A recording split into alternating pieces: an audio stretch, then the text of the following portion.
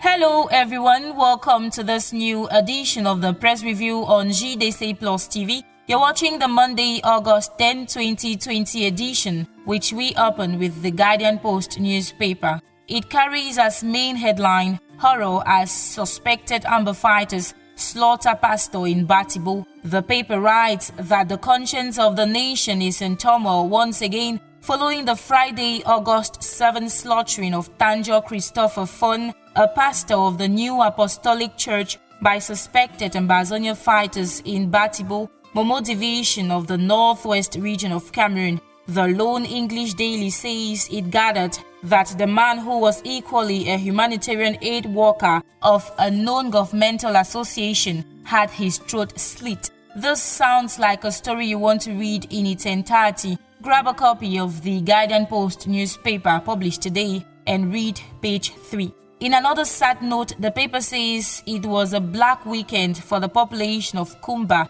Bafoussam and Lomas. At least 19 died in 3 different road accidents. Details on this tragic incident on page 3 of the Guardian Post newspaper published this Monday. And before moving on to the next paper, let's talk about these last honors to the former minister Ebong Ngole, who died in July. According to the paper, he was buried under tight security over the weekend in Kumba, southwest region of Cameroon. From the Guardian Post, we move on to the Post newspaper, which headlines on Biya's 3-decade promise to the 1990 World Cup Lions, who made history. The promise that has finally been fulfilled, unfortunately, as the paper says, comes when 3 of these players are no more: Louis Paul Fede, Benjamin Massing, and most recently, Stephen Tato, the then captain of the team. Details on how these 3 died waiting in the columns of the Post newspaper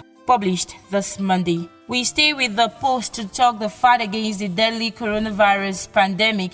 The paper comes back on the issue of the Orca rice and asks how and where the 4,000 bags of rice were distributed nationwide. It says that tongues continue to flap as to what happened to the solidarity gift. Details on page 5. We move on to the Sun newspaper, which equally voices the story on Biya's 3-decade promise to the 1990 World Cup Lions. It indicates that he has instructed the general manager of the Cameroon Real Estate Corporation to hand the keys of modern houses to members of the national team who made history at the 1990 Italy World Cup by reaching the quarterfinals.